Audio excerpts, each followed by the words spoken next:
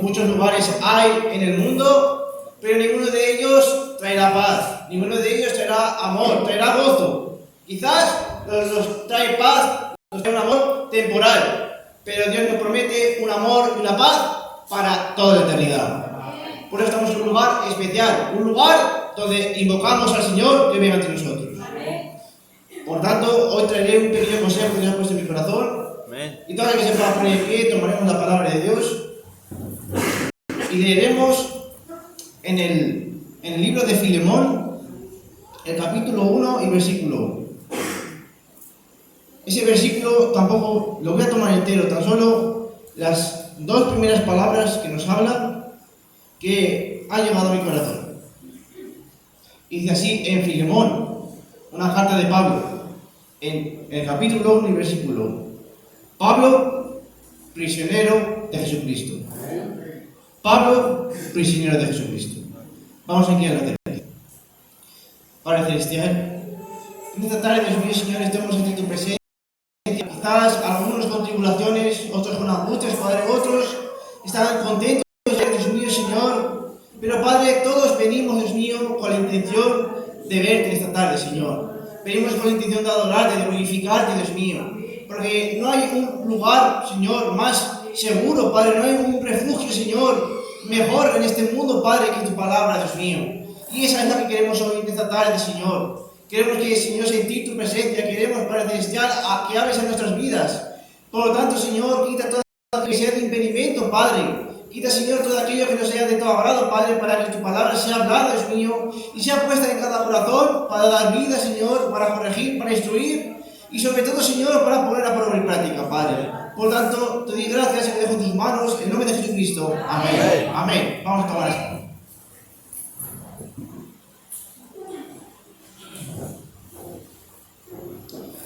Bien, mis hermanos, a veces leemos la Biblia entera o libros muy largos de la Biblia, y la palabra de Dios tiene a veces palabras o versículos cortos, pero que hablan directamente de nuestras vidas, porque tenemos un Dios vivo, y si Dios está vivo, su palabra también está viva, porque Él es el mismo, y si Él está vivo, Él nos tiene que hablar.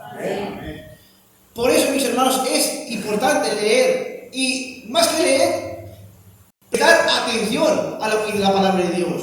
No leer como un pasatiempos o como un libro de acción o de ciencia que puedes leer de la gente que hace de este mundo, sino leerlo con el corazón, leerlo con todos tus sentidos, porque es Dios hablando a nuestras vidas.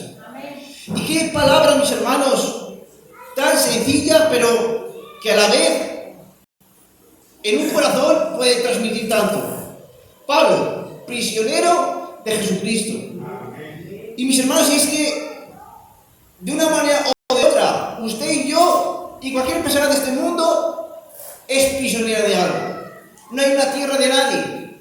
Si usted hoy, por ejemplo, va a un lugar desierto y ahí quiere hacer su hogar, ahí tiene que pedir permiso al ayuntamiento o al lugar donde usted esté para usted allí edificar una casa, porque eso pertenece a alguien, y si alguien le ve construyendo algo en ese sitio, le va a pedir la responsabilidad. ¿Por qué está haciendo usted eso? Porque no hay tierra de nadie, toda tierra tiene un dueño. Y así como el mundo, también nuestras propias vidas, todo el mundo, mis hermanos, es prisionero de algo. Y si no, alguien no es prisionero de Jesucristo, es prisionero de este mundo. Hay gente, mis hermanos, que es prisionera del alcohol, gente que es prisionera de los adulterios, de la mentira, de la criticación. No puede evitar cuando ve a otra persona decir: oye, ¿has visto a fulano? ¿Has visto a otro que ha hecho esto? ¿O he visto a alguien en el bar? Son un prisionero de la criticación, prisionero de la mentira. Y están sometidas a ese espíritu que está en esa persona. Porque un prisionero, mis hermanos, no tiene voluntad de sí mismo. Está sometido a aquel que lo tomó por prisionero. Y Pablo, mis hermanos, Dios dice dice que él aquí es prisionero de Jesucristo. Pablo, mis hermanos, si han oído hablar de él, un hombre valiente, un hombre con un celo de Dios, que podría haber sido un hombre importante en su tierra. Él era fariseo de fariseos, mis hermanos, una persona importante en Israel. Él era un alto representante, mis hermanos, de aquellas personas religiosas. Él fue instruido por el mejor maestro de aquel tiempo, Gamaliel, un hombre seguramente sabio. Y Pablo fue instruido por ese hombre. Y Pablo, mis hermanos, era intachable. Nadie le podía acusar con el dedo. Él era un hombre, en cuanto a la ley, perfecto, por decirlo así. Pero este hombre, Pablo, era prisionero, mis hermanos, pero él no lo sabía. Él estaba siendo aún prisionero, aún bajo el pecado, bajo la condenación. Él aún era, mis hermanos, un pecador, digamos, un pecador que aún no se había arrepentido. Y la única forma, mis hermanos, que él pudo saber que era prisionero, era tenido ese encuentro personal con el Señor. Él, mis hermanos, tomó cartas para ir a perseguir a la iglesia de Jesucristo, porque él era tan celoso de Dios. Él era, mis hermanos, tan convencido de lo que él creía, que él iba a perseguir a todo aquel que iba en contra de la palabra de Dios. Y él fue a Damasco, y en el camino se encontró con una luz cegadora, una columna, mis hermanos, de luz que lo cegó completamente. Dijo: Pablo, Pablo, ¿por qué me persigues? Señor, ¿qué quieres que haga? Señor, ¿quién eres? Yo soy el Señor Jesús. Yo soy Jesús a quien tú persigues. Mis hermanos, eso en la vida de Pablo fue antes y un después. Él estaba persiguiendo a aquel que estaba adorando. Él estaba esperando al Mesías, pero él estaba persiguiendo a ese Mesías. Estaba yendo en contra de su voluntad. Y Pablo allá despertó, mis hermanos, de su sueño. Despertó de esa prisión que lo tenía atado, porque tuvo un encuentro personal con Dios. Él, mis hermanos, allá cambió. Ya no fue toda su sabiduría, toda su inteligencia, todo aquello que lo hacía quizás sentirse poderoso o sentirse, mis hermanos, con autoridad, no le valió de nada en ese lugar. No le valió de nada en ese encuentro personal con Jesús. Porque aquel que se encuentra con Jesús, mis hermanos, tiene que cambiar de forma de ser. Tiene que cambiar su forma de actuar. Mis hermanos, Jacob. No sé si todos aquí presentes conocen a Jacob, pero este hombre era de la descendencia de Abraham. Este hombre, mis hermanos, nieto de Abraham, Jacob, era un hombre que dice que su nombre significaba suplantador. Era un hombre, mis hermanos, tramposo. Pero a pesar de eso, él quería tener la bendición de Dios. Y él luchó y él perseveró hasta encontrar a la presencia de Dios. Y luchó para encontrar ese lugar. Y luchó con aquel ángel, mis hermanos. Luchó hasta que rayaba el alba, dice la palabra de Dios. Dijo: déjame ya, suéltame, porque va a pasar otro día, está rayando el alba. Dijo: Señor, no te soltaré hasta que tú no lo bendigas. ¡Qué perseverancia, mis hermanos! ¡Qué fe tiene que tener alguien para estar sujeto a esa mano de Dios! Tener constancia, tener, mis hermanos, hambre y sed de justicia. Dice en su palabra que si usted tiene hambre y sed de justicia va a ser saciado. Y el hambre es algo natural de la persona, pero el espíritu también tiene necesidad, también tiene hambre. Dice, mis hermanos, que la carne es débil, pero el espíritu siempre está presto. Si usted ahora mismo se quiere poner a orar, su carne quizás tiene pereza, pero su espíritu está deseando, su espíritu clama por adorar a Dios. Amén. Y Jacob, mis hermanos, después de decir estas palabras, ese ángel tocó su cadera y descoyuntó ese hueso de su cadera. Cuando él fue, mis hermanos, a luchar con aquel ángel para conseguir su bendición, tenía una forma de caminar. Él se llamaba Jacob, su plantador, un hombre mentiroso, un hombre tramposo. Pero después de que ese ángel, después de que el Señor, ese Dios lo tocó, mis hermanos, cambió de nombre. Se llamó Israel, un príncipe, mis hermanos. Ya no era un suplantador, ya no era un mentiroso, era un príncipe, mis hermanos. Amén. Y no solo eso, sino que él tuvo que necesitar de un apoyo para poder andar. Él quedó cojo, mis hermanos. Y aquel cojo, mis hermanos, no puede andar por sí solo, necesita un bastón. Y ese bastón es la palabra de Dios. Usted necesita ese bastón de la palabra. Usted necesita esa vara para tener un apoyo, un lugar seguro donde poner el siguiente pie. Usted da otro paso, pero antes de ese paso tiene que poner ese bastón de usted. Porque ese bastón le va a hacer dar un paso seguro después del otro. Pues es necesario, mis hermanos, ese encuentro personal con Dios. Una persona sin ese bastón, sin la palabra de Dios, dará un paso seguro, otro paso seguro, hasta que caiga en el pozo de la desesperación. Aleluya. La palabra de Dios nos dice que hubo dos constructores, y esos dos constructores hicieron dos cimientos. Uno lo hizo sobre la arena y otro lo hizo sobre la roca. Aparentemente eran unas casas iguales. La fachada, sus ventanas, sus cortinas, su tejado, todo era quizás igual, o incluso una era más bonita que otra. Pero mis hermanos, llegó la tempestad, llegó la prueba, llegó la lluvia, llegaron los fuertes vientos. Y la casa que estaba fundamentada sobre la arena fue grande su ruina. Pero la que estaba fundamentada sobre la roca, la que estaba fundamentada, mis hermanos, sobre una verdadera palabra de Dios, sobre una revelación correcta de quién es el Señor, esa quedó firme, mis hermanos. Porque en su vida estaba ese bastón que lo mantenía firme.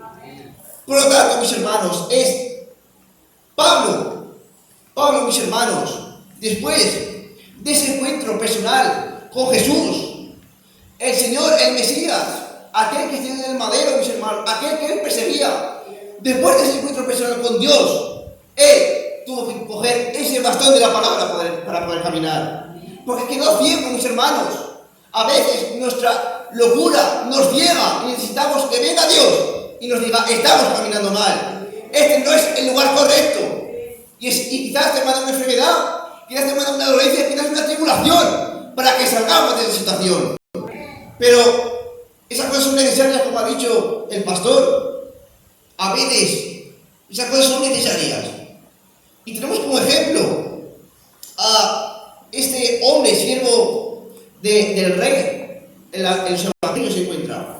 Este hombre, su hijo cayó gravemente enfermo, y él no encontraba esa sanidad, no encontraba esa cura para su hijo, y tuvo que hacer ir en busca de Jesús. En ese momento, mis hermanos, si su hijo no hubiera caído enfermo, él no hubiera ido en busca de Jesús, pero él fue en busca de Jesús, y su casa fue sana y fue salva. Mis hermanos, tenemos realmente una palabra que es poderosa, una palabra que no cambia. Y si usted se hace prisionero de ella, Dios estará con usted. Pero dice Pablo, mis hermanos, de lo que hemos estado hablando, que era un hombre importante, un hombre que sabía mucho, tenía mucho conocimiento, sabía muchos idiomas. Pero fíjese lo que ahora dice Pablo aquí. Pero cuántas cosas eran para mí ganancia, las he estimado como pérdida por amor de Cristo. El lugar que él ocupaba en Israel, para él era ganancia. Para él, mis hermanos, era algo bueno. Él estaba en una situación en su vida importante, en la cual él se podía mantener. Quizás cobraba lo que sea, no lo sé. Pero supongamos que él cobrara un buen sueldo. Él dejó todo eso, dejó su fama, dejó su reputación, quizás el dinero que le pudieran dar o lo que sea, todo por seguir a Jesús. Y dice, y ciertamente estimo todas las cosas como pérdida por la excelencia del conocimiento de Cristo. Él aún tenía todo eso por basura por seguir al Señor. Él no lo echó de menos, simplemente lo desechó, lo tenía por basura, como algo que no valía para nada. Ahora, mis hermanos, él lo tenía por basura. ¿Cuál era su ganancia? Pues un poco para atrás, en la Escritura nos lo dice. Porque para mí, el vivir es Cristo Y el morir es ganancia. Antes su ganancia, mis hermanos, era ser fariseo de fariseos, ser un hombre grande, un hombre poderoso. Pero después de ese encuentro personal con Dios, después de ser un prisionero de Jesucristo, su ganancia era morir para estar con Él. Y no solo morir, sino que su vida ahora era Cristo. Por si ya no vivo yo, sino que Cristo vive en mí. Como hemos dicho, no hay un lugar de nadie. Todo pertenece a algo. El que no pertenece a Dios, pertenece, ya hemos dicho, quizás a prisioneros del alcohol, prisioneros de la droga, prisioneros del tabaco. Todo es prisionero de alguien. Pero Pablo, mis hermanos, fue prisionero de Jesucristo. Y ahora lo que él vivía, su vida, estaba entregada a él. Ya no tenía deseo de vivir otra vida, sino que fuera la del Señor Jesucristo. Vivir una manera piadosa, vivir una manera conforme a la palabra de Dios. Y mis hermanos, el otro día, en las noticias, vi a una mujer que fue al aeropuerto. Ella compró un boleto, un viaje, para ir a tomar ese avión. Y ella fue con su maleta, donde la registran, donde lo miran, y tenía que meter su maleta como en una caja así, para ver si entraba. Ella metió esa maleta ahí y no cabía. Ella intentaba encajarla para ver si entraba, pero esa maleta no entraba ahí. Y si esa maleta no entra ahí, usted no puede viajar, porque el avión no puede viajar con más peso del debido. Tiene que viajar con un peso específico para que no pasen cosas malas. Y esa mujer no pudo entrar, porque lleva una maleta más grande de lo permitido. Y es que, mis hermanos, dice la palabra de Dios que angosto es el camino y estrecha es la puerta que lleva a la salvación. A ese lugar, mis hermanos, usted no se va a poder llevar todo lo que usted tiene aquí, todo el dinero, toda la reputación, toda la fama que podamos alcanzar, o todas nuestras pasiones y deseos. Aquí se van a quedar. No van a pasar por esa puerta un prisionero de Jesucristo. Un hombre que pueda decir, y una mujer que pueda decir, lo que vivo en la carne lo vivo ahora para Cristo. Y para mí morir es ganancia. Porque una persona que vive para el mundo, está sus ganancias en el mundo, está su gozo en el mundo. Pero el que ha muerto para Dios, ha muerto para el mundo. El que vive para Dios ha muerto para el mundo. Pero nosotros tenemos ese caso, mis hermanos. Tenemos a Moisés, otro hombre valiente, mis hermanos. Él era un hombre israelita, pero porque Dios lo permitió, él vivió en casa de Faraón. Y dice su palabra que Moisés, por la fe, desechó ser hijo de la hija de Faraón para ser, mis hermanos, perseguido por los faraones. Él desechó las riquezas que le ofrecían, porque tenía por más riqueza el ser perseguido que el gozar de los deleites temporales del pecado. Él, mis hermanos, tiene una vida cómoda. Moisés, un príncipe en Faraón, pero él huyó del desierto. Y no solo huyó, sino que esa zarza ardiente, él, un hombre tan sabio, un hombre con un poder, quizás con poder para hacer ejércitos y combatir naciones, se convirtió en un hombre, en un pastor de ovejas, humilde, sencillo, y cuando tuvo ese encuentro personal con Dios, no sabía hablar, no sabía expresarse, pero ese hombre fue un hombre enviado por Dios. Y si usted esta tarde deja sus vidas en las manos de Dios, si nosotros podemos dejarnos moldear, dejarnos guiar por el Señor, Él nos dice que a buenos pasos nos llevaría. Él nos dice que estaría todos los días con nosotros hasta el fin del mundo. Pero, mis hermanos, dice la palabra de Dios, yo, el Señor Jesús, yo soy la vid, vosotros los pámpanos. Permanece en mí y yo en él, este lleva mucho fruto, porque separados de mí nada podéis hacer.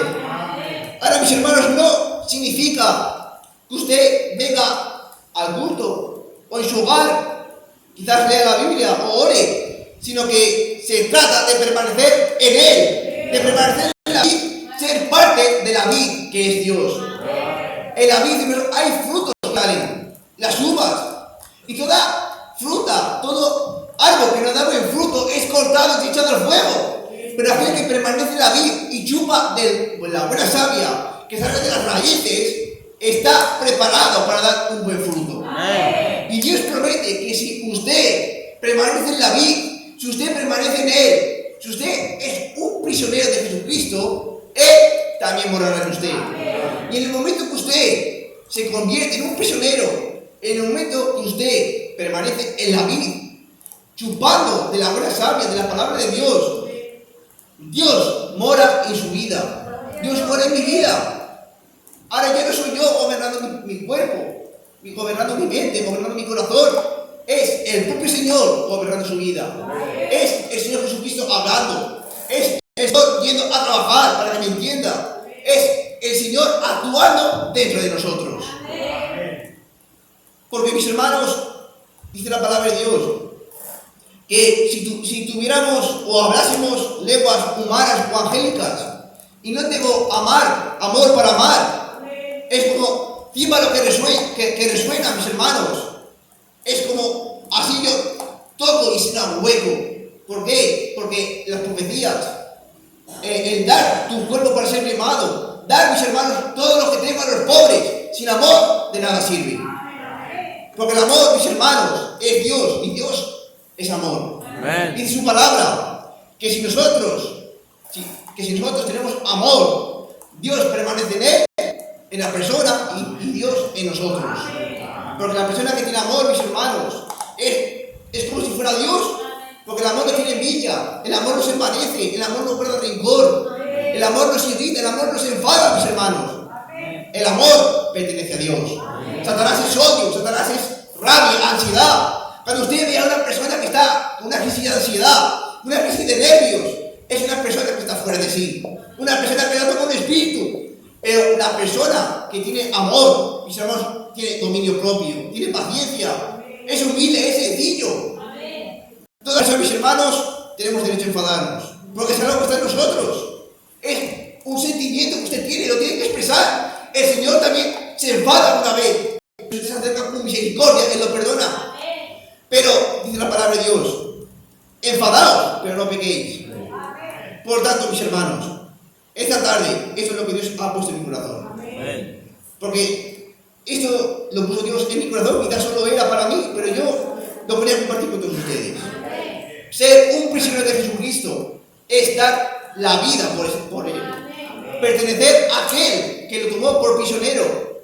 Y para terminar, quiero contar algo que hemos contado aquí, que lo cuenta el hermano Branham. Lo hemos contado aquí muchas veces. Dice que, no es, pero es algo semejante. Dice que unos hombres habían tomado a varios hombres por esclavos. Y entre esos hombres había hombres tristes, hombres decaídos, con tristeza en sus ojos, en su rostro. Pero uno de ellos estaba en pie, estaba con su pecho hinchado, estaba con su mirada firme. Y esto llamó la atención de las personas que compraban esclavos. Y le dijo, ese hombre que está allá, ese hombre que está así levantado, que está erguido, que no tiene la misma forma que los demás, ¿le das a comer algo distinto? No, come lo mismo que los demás. ¿Duerme en un lugar mejor? No, duerme con los demás. Es todo igual que los demás. Pero, ¿por qué tiene ese aspecto? ¿Por qué tiene ese rostro? ¿Por qué se ve que está mejor que los demás? Porque él dice que en su tierra, en su tribu, su padre es el rey. Y él tenía, mis hermanos, la esencia, tenía, mis hermanos, el carácter del hijo de un rey. Y usted, mis hermanos, es hijo de un rey. Si usted se hace prisionero de Jesucristo, Dios le dice que usted es hijo del Rey de Reyes, del Señor de Señores, del primero y el último. Por tanto, si usted está en un problema, en una necesidad, y quiere ser prisionero de Jesucristo, el Señor estará con usted. No hasta pasado, no hasta mañana, como hemos dicho, sino hasta el final.